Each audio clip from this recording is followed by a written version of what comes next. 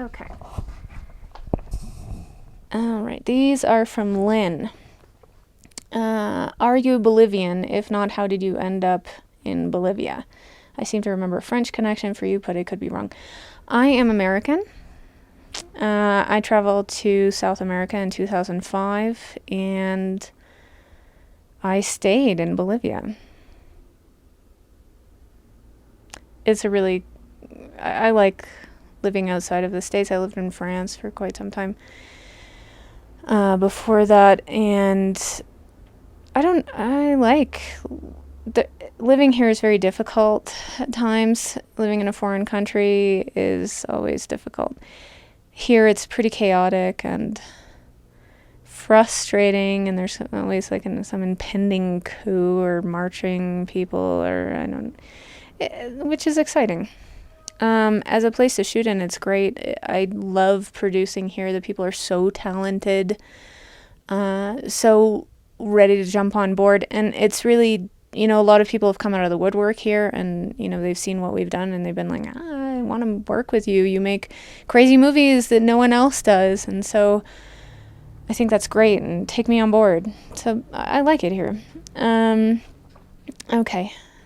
What initially triggered your interest in torture?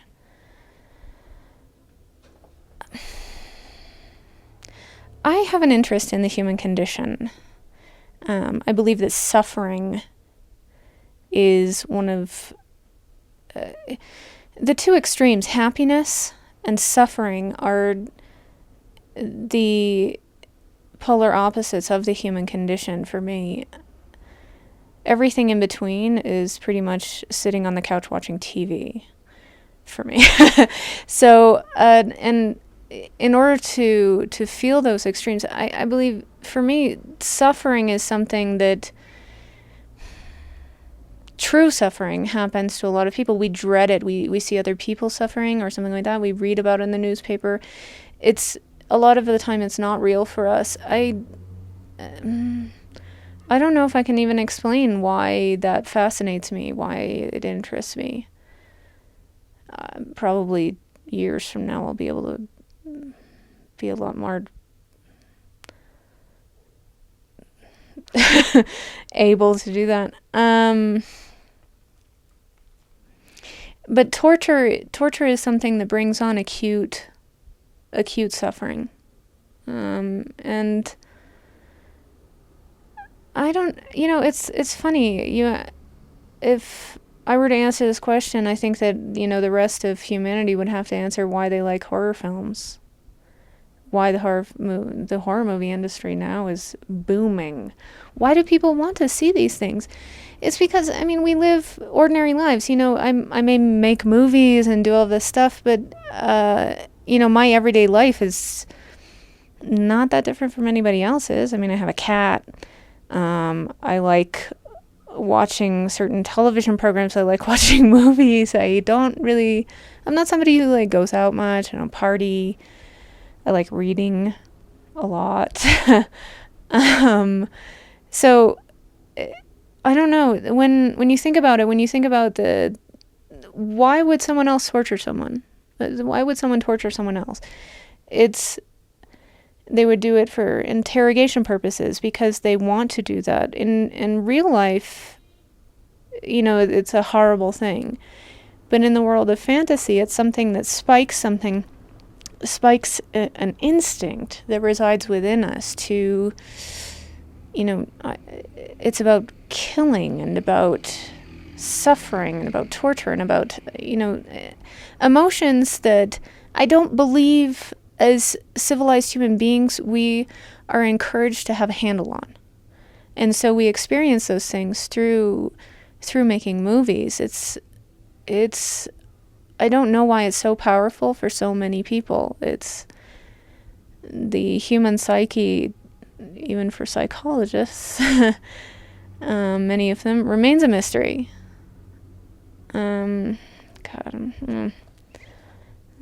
Great. But I think that it's, at the same time, we still want to experience something outside of that ordinary middle of the road. Because how many times are we ecstatically happy. I mean, you'd have to be manic or something all the time to be happy all the time. And so it's so much easier. How do we bring about happiness? How do you make someone else ecstatically happy for hours? I mean, I suppose there are ways, but to cause suffering to someone else, to cause pain, is so easy. Everyone on this earth knows how to do it. Why? I really don't know. And so we go in that direction, because everything outside of suffering is pretty good. All right.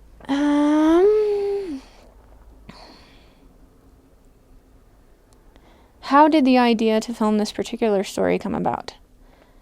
I've always been interested by the Inquisition, and in 2005, when I visited Peru, I visited Lima, and I went to the museum there of the Peruvian Inquisition, and they have torture instruments and, you know, kind of a mock court set up with some of the original furniture. It's pretty interesting. They even have like plaster mannequins of the Inquisitors.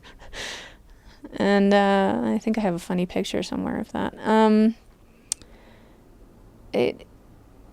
It made me think about that way back then, and then later on I met Jack, and we got to talking eventually about an Inquisition film and how that would be really interesting and how it wouldn't be so hard to do here. And we thought, okay, you know, what are we lacking here? We're lacking, you know, an interesting story. We're lacking, you know, what do you need to make a movie about that? Props, actors, costumes. And we were kind of discussing that, and then a mutual friend of ours, Ralphus, he, you know, decided to sponsor us for a scene in the movie, the roasting scene, and because he really wanted to see that in an Inquisition film, you know, and he thought that would be great. And so it's like that push, you know, sent us over the edge. We're like, okay, yeah, let's do it. Let's do this movie, you know, let's make it. And months of work later, we did it.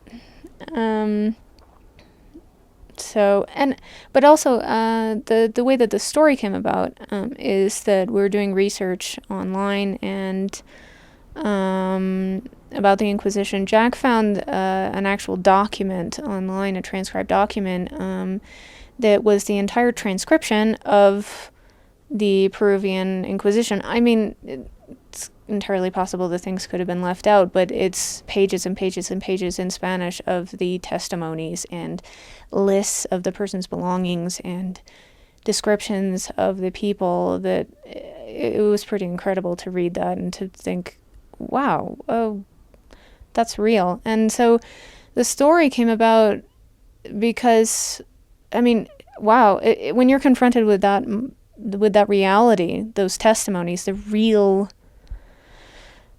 transcription of what happened, how do you make something better than what actually happened? We decided to go with what happened, and then the story developed. And obviously there are some parts that are fictional, but the characters are based in reality, and many of the testimonies that are given against the two women who are being persecuted are real. They really said them. And so it's interesting when you hear those testimonies to think that someone actually said that, you know, they turn into ducks and fly. I mean, really? Wow. People used to believe a lot of things. I suppose they still do. But it's pretty funny. All right. Okay, where could I find the historical account of the events this was based on? Is this an account also available also in English? I really don't know. I read it in Spanish. I'm pretty sure that there's probably a translation somewhere, I guess. You know, we found it with the almighty Google. Let's see, more from Lynn. If you would have to do this film again based on your experiences this time, what would you do differently?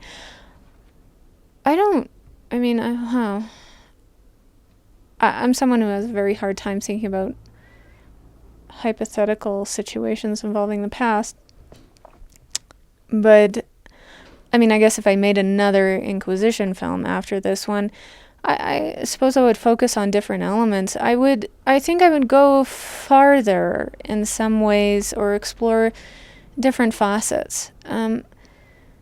Because we went in a certain direction, and I think maybe I would make something a bit more fictional. And yeah, but I wouldn't change a thing.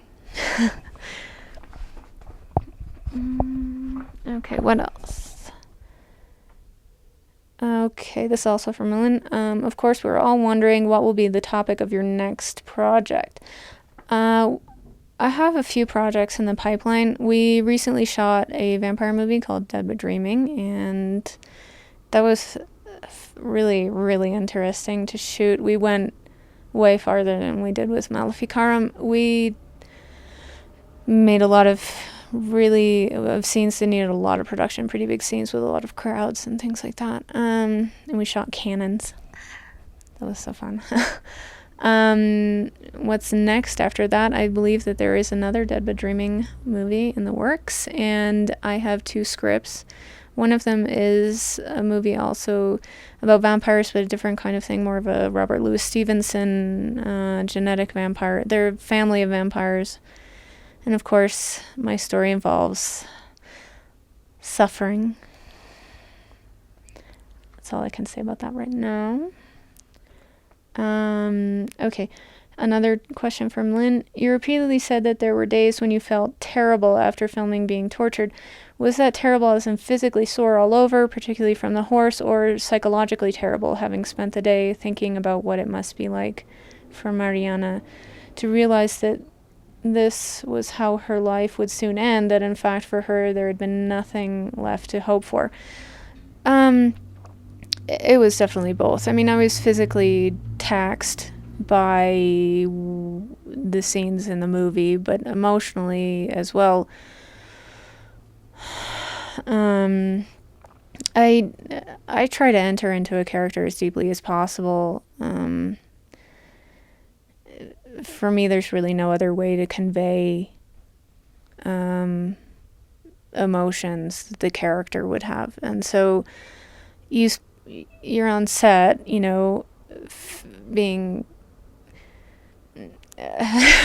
physically tried for hours and hours and hours with, a few breaks, obviously. But also having to film scenes that are terrible.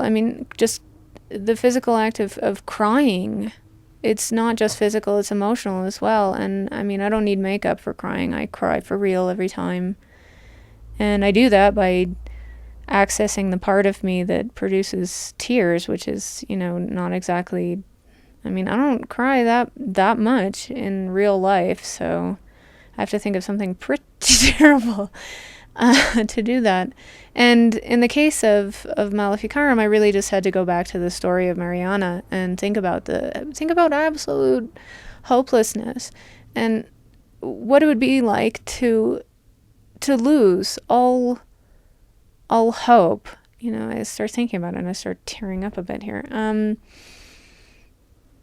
It's the one thing that keeps us going. That's the one thing. Hope is what gets us out of bed in the morning. A new day, a fresh start. What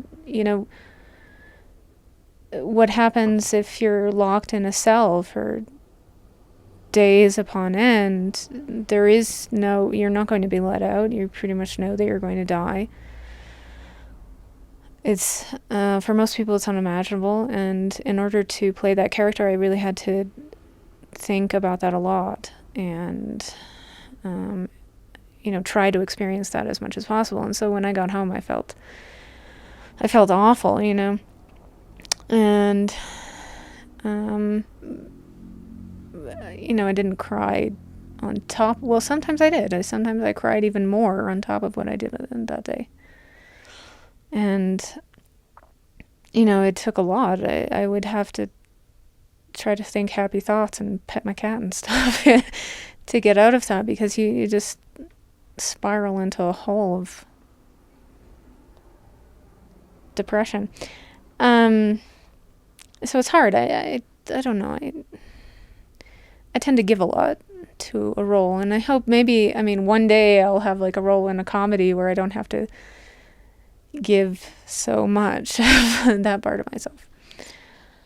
But I will keep on giving, because I don't know. It certainly makes the rest of life seem a lot better, doesn't it?